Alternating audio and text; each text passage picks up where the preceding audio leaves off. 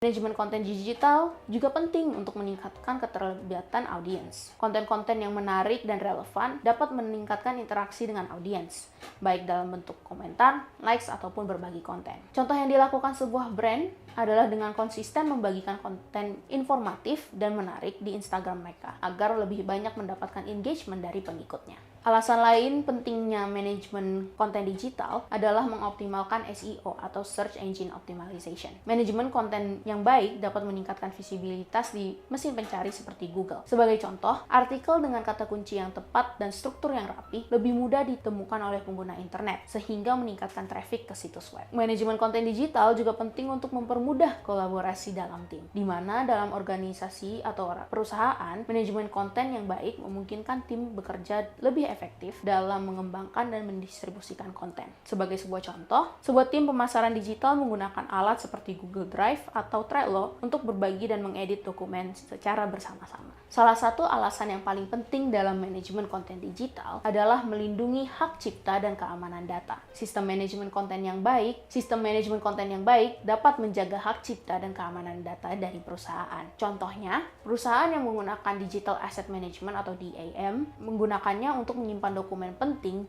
dan memastikan bahwa hanya orang-orang yang berwenang dapat mengaksesnya, sehingga dapat menjaga penyebaran dari konten, sehingga di akhir dapat menjaga hak cipta dan keamanan data kita. Manajemen konten digital juga penting untuk mengukur dan mengevaluasi performa konten kita. Manajemen konten memungkinkan pemantauan efektivitas konten melalui data analitik. Contohnya, YouTuber dapat melihat statistik video mereka menggunakan YouTube Analytics untuk mengetahui video mana yang paling banyak ditonton dan bagaimana mereka bisa meningkatkan performa video berikutnya. Selanjutnya kita akan membahas etika dan keamanan dalam pengelolaan konten. Hal pertama yang harus diperhatikan dalam etika dan pengelolaan konten adalah hak cipta dan hak kekayaan intelektual atau HKI. Hak cipta melindungi karya asli seseorang, termasuk teks, gambar, video, dan musik. Prinsip-prinsip utama hak cipta adalah menghormati hak cipta orang lain, lalu tidak mengambil atau menggunakan konten tanpa izin, serta memberikan atribusi kepada pemilik asli jika diperlukan.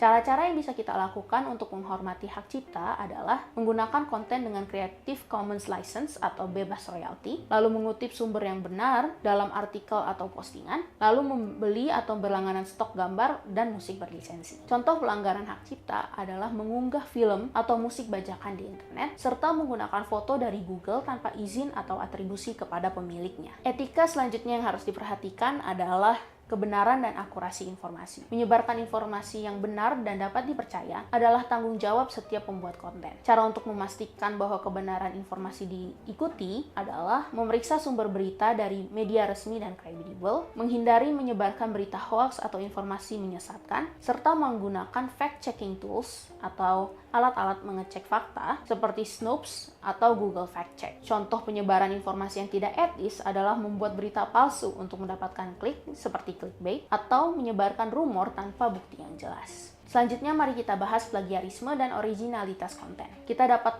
memastikan bahwa konten kita original dengan menggunakan alat pendeteksi plagiarisme seperti Turnitin atau Grammarly Plagiarism Checker, lalu menyertakan sumber dengan benar dalam kutipan, serta menulis ulang dengan bahasa sendiri atau parafrase. Contoh pelanggaran dari plagiarisme dan originalitas konten adalah seorang mahasiswa menyalin artikel dari Wikipedia tanpa melakukan parafrase dan menggunakannya dalam tugas akademik tanpa menyebutkan sumbernya. Etika yang selanjutnya yang harus diperhatikan adalah privasi dan keamanan data dalam konten digital. Etika digital juga mencakup perlindungan privasi individu dan keamanan data yang dibagikan di internet. Terdapat beberapa cara untuk menjaga privasi dalam pengelolaan konten, yaitu tidak membagikan informasi pribadi tanpa izin, menggunakan pengaturan privasi yang ketat di media sosial, dan tidak menyebarkan data sensitif seperti nomor telepon, alamat, dan data finansial. Contoh pelanggaran privasi adalah memposting foto atau video seseorang tanpa izin mereka dan menjual data pengguna tanpa persetujuan. Kita juga harus memperhatikan etika dalam media sosial dan komunikasi digital.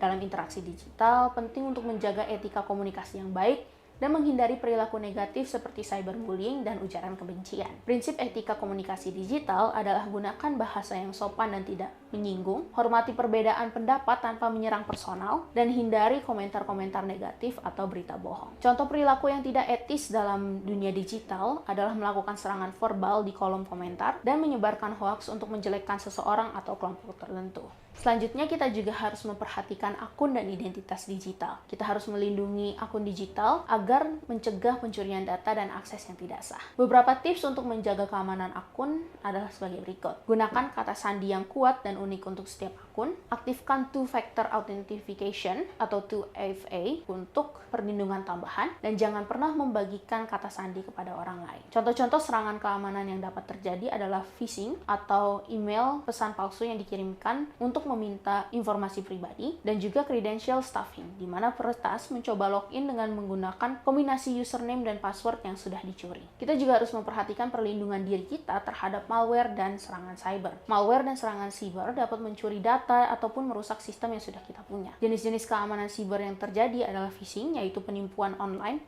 yang mencoba untuk mencuri informasi pribadi kita. Lalu juga ada ransomware, di mana perangkat lunak jahat digunakan untuk mengunci data pengguna dan meminta tebusannya.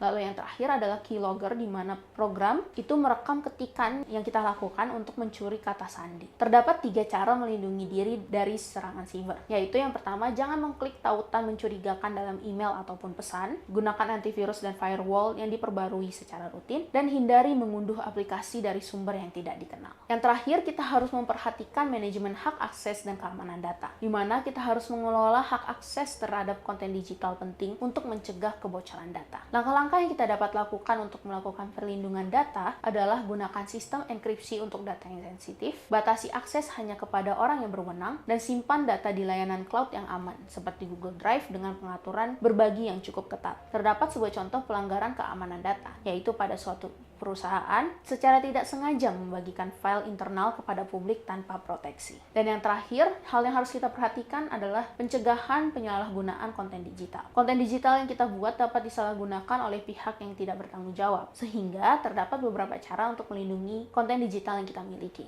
Yang pertama, gunakanlah watermark pada gambar dan video yang dipublikasikan. Yang kedua, tambahkan lisensi penggunaan di deskripsi konten. Dan yang terakhir, lakukan pemantauan terhadap penggunaan ulang konten yang kita buat. Contoh penyalahgunaan konten yang dilakukan adalah menggunakan gambar seseorang dengan tujuan iklan tapi tanpa izin, lalu memodifikasi dan menyebarkan video seseorang untuk kepentingan tertentu tanpa sepengetahuan pemilik aslinya. Sekian pembelajaran mengenai manajemen konten digital pada hari ini. Sampai jumpa di materi selanjutnya.